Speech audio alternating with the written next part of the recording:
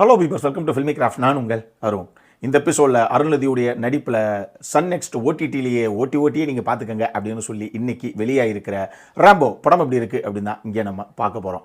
படத்தில் நம்ம கதாநாயகன் ஒரு பவுன்சராக பாக்ஸராக இருக்கிறாப்புல.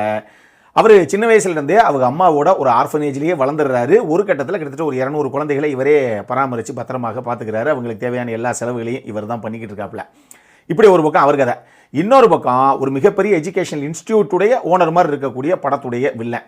அவர் ஒரு தருணத்தில் அவர் பண்ணுற ஒரு தப்பு, அந்த தப்புக்கு சாட்சியாக ஒரு பொண்ணு அவருக்கு அகேன்ஸ்டாக கோர்ட்டில் போய் நான் சாட்சி சொல்ல போகிறேன் அப்படிங்கும்போது அந்த பொண்ணை உயிரோட விடக்கூடாது அப்படிங்கிறதுக்காக அவர் சில சம்பவங்களை பண்ண போக கடைசியாக அந்த பொண்ணை நான் தான் காப்பாற்றுவேன் களத்தில் இறங்கி அப்படின்னு சொல்லி நம்ம கதாநாயகனே களத்தில் இறங்க போக, இதுக்கப்புறம் கதாநாயகனுக்கும் வில்லனுக்கும் இடையில் நடக்கக்கூடிய ஆடுபுலி ஆட்டம் தான் இந்த படத்துடைய மொத்த கதையே அப்படின்னு சொல்கிற அளவுக்கு பெரிய சீனில் அந்த படத்தில் கிடையாது. ஆனாலும் அதுதான் கதை. இந்த படம் முத்தையாவுடைய ஒரு படம். எனக்கு இந்த படத்துடைய பரம திருப்தியே என்ன அப்படின்னா, முத்தையா படங்கள் அப்படின்னாலே கதாநாயகன் அந்த அழுக்குலுங்கியும் வேல்கம்பியும் கையில் வச்சுட்டு தான் வருவாப்ல. அந்த மாதிரி ஒரு சம்பவம் படத்தில் எங்கேயுமே காமிக்கலைங்க. அதுதான் முதல் சாட்டிஸ்ஃபேக்ஷனாகவே இருந்துச்சு எனக்கு இந்த படம் பார்த்து முடியும் போது. படத்தில் முக்கியமான கதாபாத்திரங்கிறது ஒரு 3-4 கதாபாத்திரங்கள் தான். ஒரு பக்கம் அருள்நிதி, தானியா ரவிச்சந்திரன், இன்னொரு பக்கம் ரஞ்சித், சஜீவ், ஆயிஷா. இவங்களுக்கெல்லாம் நடுவில் நம்ம விடிவி கணேஷ் அப்படின்னு சொல்லி ஒரு சில கதாபாத்திரங்கள் தான். அவங்க என்ன கொடுக்கப்பட்டதோ அதை நீட்டாக ஸ்க்ரீனில் கொண்டு வந்திருக்காங்க in terms of performance. Abhirami ஆகட்டும், சரண்ராஜ் ஆகட்டும், 2 நல்ல ஆர்டிஸ்ட்டை பெருசாக எங்கேயுமே யூட்டிலைஸ் பண்ணாமல் வீணடிச்சிருக்காங்க இந்த படத்தில்.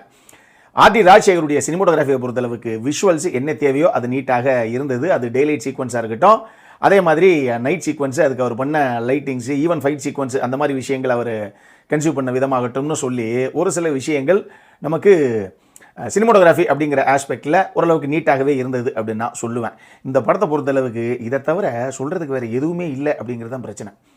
இந்த படம்லாம் உண்மையாக சொல்லணும்னா இந்த கதையெல்லாம் 90களிலே வெளியாகிருக்க வேண்டிய ஒரு கதை, ஒரு படம்.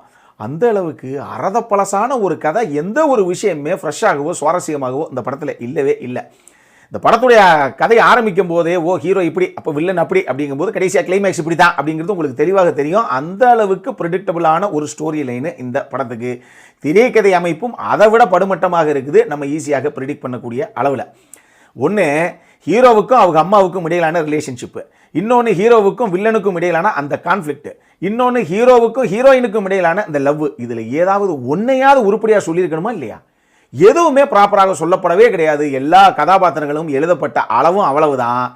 எதுலையுமே எந்த ஒரு விஷயமே நமக்கு ஒட்டாமல், எந்த ஒரு விஷயமே ப்ராப்பராக சொல்லப்படாதனாலேயே நமக்கு கனெக்ஷனுங்கிறது இம்மி கூட கிடையாது. அது மாட்டுக்கு ஒரு பக்கம் ஓடிக்கிட்டு இருக்கு. எந்த ஒரு எமோஷனலான விஷயங்களும் நமக்கு கிடைக்கவே கிடையாது. ஹீரோ எப்படியாவது அந்த குழந்தைங்களுக்காக அந்த இடத்த வாங்கிருந்துங்க, அவருக்கு எப்படியாவது பணம் கிடச்சிருந்துங்க அப்படின்னு நமக்கு தோண மாட்டேங்குது. ஹீரோ ஹீரோயின் எப்படியாவது சேர்ந்துருந்துங்க அப்படின்னு நமக்கு தோண மாட்டேங்குது. எல்லாமே மேலோட்டமாகத்தான் எழுதப்பட்டிருக்கு இந்த படத்தில். இன்ஃபேக்ட் படத்துடைய வில்லன் அப்படின்னு ஒரு கதாபாத்திரம் சொல்கிறாங்க இல்லையா, அவர் வில்லனே கிடையாது. உண்மையாகவே இந்த படத்தை பாருங்கள், அவர் பண்ணுற முக்காவாசி வேலை எல்லாருமே யாராக இருந்தாலும் அப்படி தான் பண்ணுவாங்க. ஒரு விஷயம் இப்படி தான். எங்கள் ஒரு பெரிய நம்பர் 1 இன்ஸ்டியூட்டுடைய ஓனராக இருக்கக்கூடிய நான் தப்பு பண்ணுறேங்கிறது வேற.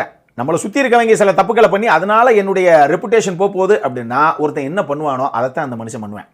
அதனால அந்த கதாபாத்திரம் வில்லன் அப்படின்னு போற்றே பண்ணதே தப்பு அப்படிங்கிற மாதிரி தான் எனக்கு தோணுச்சு. அந்த அளவுக்கு தான் அவர் கதாபாத்திரம் எழுதப்பட்டிருக்கு. அதே மாதிரி படத்தில் தேவையே இல்லாத காட்சிகள் எக்கச்சக்கமாக இருக்குது. ஒன்றுமே கிடையாது. முதல்ல கதாநாயகனுக்கும் கதாநாயகிக்கும் இடையிலான லவ்ங்கிறதெல்லாம் எதுவுமே இந்த படத்தில் எங்கேயுமே கிடையாது. அப்படி இருக்கும்போது எதுக்காக அந்த மாதிரி திடீர்னு கதாநாயகனை கட்டிப்பிடிச்சி முத்தம் கொடுத்துச்சு அப்படிங்கிறது நமக்கு தெரியல. அப்படி ஒரு தேவையே இல்லாத ஒரு காட்சி அமைப்பு ஒன்று இந்த படத்துக்குள்ளே இருக்குது. அதெல்லாம் பரவாயில்லைங்க. இந்த கிளைமேக்ஸுடைய அபத்தம் இருக்குது பாருங்கள். ஹீரோ ஒரு பாக்ஸர்னு காமிச்சிட்டோம், வில்லனையும் ஒரு பாக்ஸர்னு காமிச்சிட்டோம். அப்போ என்னங்க படமே முடிஞ்சிருச்சு, அப்புறம் எதுக்கு தான் 2 பேத்தையும் பாக்ஸர்னு காமிச்சிங்க அப்படிங்கிறத யாரும் கேட்டக்கூடாது அப்படின்னு டிஸ்கஷனில் சொல்லியிருப்பாங்க போல தெரியுது. ரைட்டுங்க, கிளைமேக்ஸில் தேவையோ தேவை இல்லையோ 2 பேத்துக்கு ஃபைட் சீக்வன்ஸ் ஒன்று வைக்கிறோம் அப்படின்னு வலுக்கட்டாயமாக வாலண்டியராக இழுத்து வச்சு ஒரு ஃபைட் சீக்வன்ஸ் வச்சிருக்காங்க. அந்த ஃபைட் சீக்வன்ஸை மொத்தமாக தூக்கிட்டிங்கனாலும் படம் சுபம் போட்டு கரெக்டாக தான் முடிச்சிருப்பாங்க. அதில் எந்த ஒரு தேவையுமே கிடையாது அந்த ஃபைட் சீக்வன்ஸுக்கு. இந்த மாதிரியும் பல காட்சிகள் இந்த படத்துக்குள்ளே இருக்குது. இதெல்லாம் தாண்டி லாஜிக்கலி எக்கச்சக்கமான பிரச்சனைகள் இந்த படத்தில் இருக்குது. இது ஒரு கமர்ஷியல் ஆக்ஷன் ட்ராமா அப்படின்னு எடுத்துக்கிட்டால் கூட எக்கச்சக்கமான லாஜிக் லூப்போல்ஸ் இந்த படத்தில் இருக்கத்தான் செய்யுது.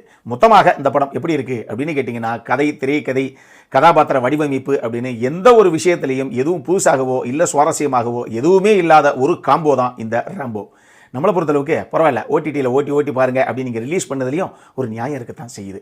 அடல் கானட்டை பொறுத்தளவுக்கு ஒரு சில ஃபிசிக்கல் இன்டிமிசியான சீன்ஸு பட் பிளர் பண்ண தான் பட்டிருக்கு. அந்த மாதிரி ஒரு காட்சி அமைப்பு இருக்குது. அதனால் இந்த படம் ஒரு UA 16+ அப்படின்னு தான் நான் சொல்லுவேன். அப்புறம் என்ன, இதே மாதிரி இன்னொரு வீடியோவோட அடுத்த முறை உங்களை சந்திக்கிற வரைக்கும் இட்ஸ் அருண் சைனிங் ஆஃப்.